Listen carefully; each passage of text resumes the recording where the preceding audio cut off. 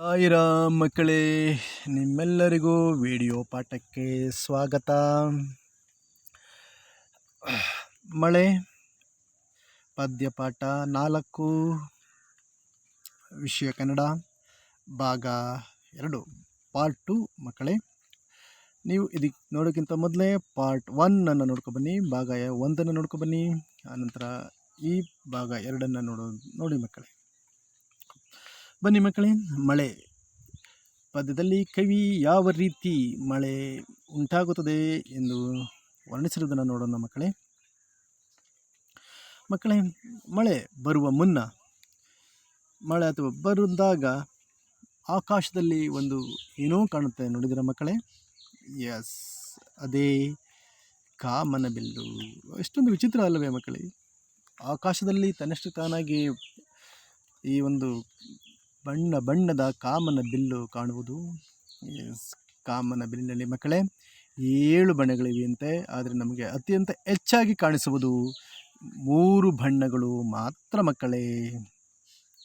S, ನೋಡಿ ಕಾಮನ ಬಿಲ್ಲಿನ ಚಿತ್ರವನ್ನು ನೀವು ಸಹ ಮನೆಯಲ್ಲಿ ತಯಾರಿಸಿ ಮಕ್ಕಳೇ, ಚಿತ್ರವನ್ನು ಬಿಡಿಸಿ. ನೋಡಿ ಮಕ್ಕಳೇ, ಮಳೆ ಯಾವ ರೀತಿ ಮೋಡದಿಂದ ಸುರಿಯುತ್ತದೆ ಅನ್ನೋದನ್ನು. ಈ ಒಂದು ಮಳೆ ಬರುವ ಮೊದಲು ಆಕಾಶದಲ್ಲಿ ಯಾವ ರೀತಿ ಬದಲಾವಣೆ ಆಗುತ್ತದೆ ಅನ್ನೋದನ್ನು ಕವಿ ಈ ಒಂದು ಪದ್ಯದಲ್ಲಿ ವರ್ಣಿಸಿದ್ದಾರೆ ಮಕ್ಕಳೇ. ಬನ್ನಿ, ಭಾಗ 2 ಪ್ರಾರಂಭಿಸೋಣ. ನಾನು ಮೊದಲು ಹೇಳಿದಾಗೆ ಇದನ್ನು ಟಿಪ್ಪಣಿ ಮಾಡಿಕೊಳ್ಳಿ ಮಕ್ಕಳೇ. ಟಿಪ್ಪಣಿಯನ್ನು ಮಾಡಿಕೊಂಡು ಆನಂತರ ಇದನ್ನು ನೀವು ಹಾಡೋದಕ್ಕೆ ಪ್ರಯತ್ನಿಸಿ. ನಾನು ಹಾಡುತ್ತೇನೆ ಮಕ್ಕಳೇ. ಮೊದಲು ನೋಡಿ. ಗಳಿಗೆಯೊಳಗೆ ಬಾನು ತುಂಬ ಮೋಡ ಕವಿಯಿತು, ಮಿಂಚು ಮಿಂಚಿ ಜಗವು ಬೆಳಗಿ ಗುಡುಗು ಗುಡುಗಿತು. ಏನಿಸುತ್ತದೆ ನೋಡಿ ಮಕ್ಕಳೇ. ಗಳಿಗೆಯೊಳಗೆ ಬಾನು ತುಂಬ ಮೋಡ ಕವಿಯಿತು, ಮಿಂಚು ಮಿಂಚಿ ಜಗವು ಬೆಳಗಿ ಗುಡುಗು ಗುಡುಗಿತು. ಮಕ್ಕಳೇ, ಗಳಿಗೆಯೊಳಗೆ ಅಂದರೆ ಸರ್ವಸಾಮಾನ್ಯವಾಗಿ ಗಳಿಗೆ ಅಂದರೆ 24 ನಿಮಿಷ, ಆದರೆ ಒಂದು ಸ್ವಲ್ಪ ಅಂತ ಹೇಳ್ತೀವಲ್ಲ, ಸೊ ಆ ಥರ ಒಂದೇ ಒಂದು ಅರ್ಧ ನಿಮಿಷ, 5 ನಿಮಿಷ, 10 ನಿಮಿಷ, 20 ನಿಮಿಷ ಅಂತ ಆ ಥರ ಕಾಲು ಗಂಟೆ ಅಂತ ಅನ್ಕೋಬೋದು ಮಕ್ಕಳೇ ನಾವು. ಗಳಿಗೆಯೊಳಗೆ ಒಂದು ಗಳಿಗೆಯೊಳಗೆ ಬಾನು ತುಂಬ ಮೋಡ ಕವಿಯಿತು. ಮೋಡ ಎಷ್ಟೊಂದು ಪರಿವರ್ತನೆ ಆಗುತ್ತೆ ಅನ್ನೋದನ್ನು ನಾವು ಹೇಳೋಕ್ಕಾಗಲ್ಲ. ತಕ್ಷಣವೇ ಅಲ್ಲೇ ಮೋಡ ಗಟ್ಟು ಬಿಡುತ್ತೆ, ದಟ್ಟಣೆ ಮೋಡ ಆಗುತ್ತೆ, ಅಥವಾ ಅಷ್ಟೇ ಬೇಗ ಗಾಳಿ ಬಂತು ಅಂದರೆ ಅಷ್ಟೇ ಚೆದರಿ ಹೋಗುತ್ತೆ. ಆ ಒಂದು ಆಕಾಶದಲ್ಲಿ ಹೇಗೆ ಆ ಒಂದು ಮೋಡ ಕವಿಯುತ್ತದೆ ಅಂತದನ್ನು ಹೇಳೋಕ್ಕಾಗಲ್ಲ. ಒಂದು ಸರಿ ಗಾಳಿ ಜೋರಾಗಿ ಬೀಸಿದಾಗೆ ಚೆದರಿ ಹೋಗುತ್ತೆ, ಗಾಳಿ ಇಲ್ಲ ಅಂತಂದರೆ ಮತ್ತೆ ಅದು ದಟ್ಟಣೆಯ ಮೋಡ ಆಗೋಗುತ್ತೆ ಮಕ್ಕಳೇ, ಕರಿಯ ಮೋಡ ಆಗೋಗುತ್ತೆ ಮಕ್ಕಳೇ. ಮಿಂಚು ಮಿಂಚಿ ಜಗವು ಬೆಳಗಿ ಗುಡುಗು ಗುಡುಗಿತು. ಆ ಮೋಡ ಆಗಿದ ತಕ್ಷಣವೇ ಮಿಂಚು ಸರ್ವೇ ಸಾಮಾನ್ಯವಾಗಿ ಬರುತ್ತೆ. ಲೈಟ್ನಿಂಗ್, ಥಂಡರ್, ಮಿಂಚು, ಗುಡುಗು ಎರಡೂ ಸಹ ಮಳೆಯಲ್ಲಿ ಬಂದೇ ಬರ್ತವೆ ಮಕ್ಕಳೇ. ಅದರಲ್ಲೂ ಮುಂಗಾರಿನಲ್ಲಿ ಈ ಮಿಂಚು ಗುಡುಗು ಅತ್ಯಂತ ಹೆಚ್ಚಾಗಿ ಬರ್ತವೆ. ನಾವು ಈ ಮಿಂಚು ಗುಡುಗಿನಿಂದ ಅನೇಕ ಜನ ಸಾವು ನೋವುಗಳನ್ನು ಸಹ ನಾವು ನೋಡಿದ್ದೇವೆ ಮಕ್ಕಳೇ. ನೆಕ್ಸ್ಟ್, ಮೋಡ ಮೇಲಕ್ಕೇರಿದಾಗ ತಂಪು ತಗಲಿತು, ಆವಿ ತಣಿದು ಭಾರವಾಗಿ ಕುಸಿಯತೊಡಗಿತು. ಮೋಡ ಮೇಲಕ್ಕೇರಿದಾಗ ತಂಪು ತಗಲಿತು, ಆವಿ ತಣಿದು ಭಾರವಾಗಿ ಕುಸಿಯತೊಡಗಿತು. ಹೀಗೆ ಮೋಡ ಮೇಲಕ್ಕೆ ಏರಿದಾಗ ಏಕೆ ಮೋಡ ಮೇಲಕ್ಕೆ ಇರುತ್ತೆ ಮಕ್ಕಳೇ?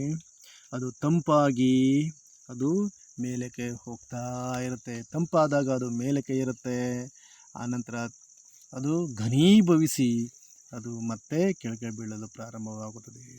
ಆವಿ ತಣಿದು ಭಾರವಾಗಿ ಕುಸಿಯತೊಡಗಿತು. ಆವಿ ಏನಾಗುತ್ತೆ? ತಂಪಾಗುತ್ತೆ. ಆವಿ ಅಂದರೆ ತಂಪು. ಆವಿ ತಣಿದು ತಂಪಾಗಿ ಮತ್ತೆ ಅದು ಭಾರವಾಗುತ್ತೆ. ನಂತರ ಭಾರಕ್ಕೆ ಭೂಮಿಯ ಕಡೆಗೆ ಅಥವಾ ಭೂಮಿಯ ಆಕರ್ಷಣ ಬಲಕ್ಕೆ ನೀರು ಅಥವಾ ಮಳೆಯ ನೀರು ಹನಿ ಹನಿಯಾಗಿ ಬೀಳತೊಡಗುತ್ತದೆ. ಈ ಥರ ಸ್ವೈಪ್ ಮಾಡ್ತಾಯಿದ್ರೆ ಮತ್ತೆ ಮುಂದಿನ ಭಾಗ ನಮಗೆ ಬರುತ್ತೆ ಮಕ್ಕಳೇ. ನೋಡಿ, ಕೊನೆಯ ಕವಿತೆ. ಮುತ್ತಿನಂಥ ಮಳೆಯ ನೀರು ಕೆಳಗೆ ಸುರಿಯಿತು, ಕೆರೆಯು ತೊರೆಯು ಹಳ್ಳ ಹೊಳೆಯು ತುಂಬಿ ಹರಿಯಿತು. ಮುತ್ತಿನಂಥ ಮಳೆಯ ನೀರು ಕೆಳಗೆ ಸುರಿಯಿತು, ಕೆರೆಯು ತೊರೆಯು ಹಳ್ಳ ಹೊಳೆಯು ತುಂಬಿ ಹರಿಯಿತು. ಎಸ್, ಮಳೆ ಭೂಮಿಗೆ ಬರ್ತಕ್ಕಂಥದ್ದು ಮುತ್ತಿನಂಥ ಮಳೆ ನೀರು ಮಕ್ಕಳೇ. ಮುತ್ತು ಉದುರಿದ ಹಾಗೆ, ಮುತ್ತು ಅನ್ನೋದು ಸರ್ವಸಾಮಾನ್ಯವಾಗಿ ಕಡಲಲ್ಲಿ ಸಿಗುತ್ತೆ, ಅದಕ್ಕೆ ಬಹಳ ಬೆಲೆಯುಳ್ಳದ್ದು ಮಕ್ಕಳೇ. ಈ ಥರ ರೈತರಿಗೆ ಅದು ಮುತ್ತಿನಂಥ ಮಳೆಯ ನೀರು ಆಗುತ್ತೆ. ಈ ಥರ ಮುತ್ತಿನಂಥ ಮಳೆ ನೀರು ಕೆಳಗಡೆ ಸುರಿದಾಗ ಮುತ್ತಿನ ರೀತಿಯಲ್ಲಿ ಅದು ಸುರಿಯುತ್ತದೆ. ಕೆರೆಯ ತೊರೆಯು ಹಳ್ಳ ಹೊಳೆಯು ತುಂಬಿ ಹರಿಯಿತು. ಈ ರೀತಿ ಮುತ್ತಿನಂಥ ನೀರು ಮೇಲಿಂದ ಕೆಳಗಡೆಗೆ ಬಿದ್ದಾಗ ಹಳ್ಳ ಹೊಳೆಯು ಎಲ್ಲವೂ ತುಂಬಿ ಹರಿಯುತ್ತದೆ. ಹಳ್ಳ ಹೊಳೆ ತುಂಬಿ ನದಿಗಳು ತುಂಬುತ್ತವೆ. ಈ ರೀತಿ ನದಿಗಳು ತುಂಬಿ ಭೂಮಿಗೆ ಭಾಳ ಸಂತುಷ್ಟಿ ಆಗುತ್ತೆ ಮಕ್ಕಳೇ. ಎಸ್, ಈ ರೀತಿ ಸ್ವೈಪ್ ಮಾಡ್ತಾಯಿದ್ರೆ ಮತ್ತೆ ಅದು ಬರುತ್ತೆ ಮಕ್ಕಳೇ. ಸ್ವೈಪ್ ಮಾಡಿ ನಂತರ ನೀವು ಮುಂದಕ್ಕೆ ಹೋಗಿ ಮಕ್ಕಳೇ. ನೆಕ್ಸ್ಟ್ ಪದಗಳ ಅರ್ಥ ನೋಡಿ ಮಕ್ಕಳೇ. ಗಳಿಗೆ ಅಂದರೆ 24 ನಿಮಿಷ ಅಥವಾ ಕಾಲು ಗಂಟೆ. ಬಾನು ಅಂದರೆ ಆಕಾಶ, ಗಗನ, ಆಗಸ. ಜಗ ಅಂದರೆ ಜಗತ್ತು, ವಿಶ್ವ. ಮುತ್ತು ಅಂದರೆ ಸಮುದ್ರದಲ್ಲಿ ಸಿಗುವ ಅವು ಬೆಲೆಯುಳ್ಳ ವಸ್ತು ಮಕ್ಕಳೇ. ಎಸ್, ಈ ಥರ ಸ್ವೈಪ್ ಮಾಡಿ ಮತ್ತೆ ಅದನ್ನು ಬರೆದುಕೊಳ್ಳಿ ಮಕ್ಕಳೇ.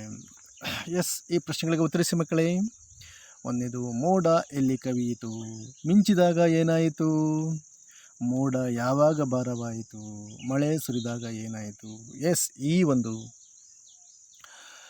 ಎಲ್ಲ ಪ್ರಶ್ನೆಗಳಿಗೆ ನೀವು ಉತ್ತರವನ್ನು ಆ ಒಂದು ಪದ್ಯದಲ್ಲೇ ಇದೆ ಮಕ್ಕಳೇ, ನೀವು ಬರೆದುಕೊಳ್ಳಿ ಮಕ್ಕಳೇ.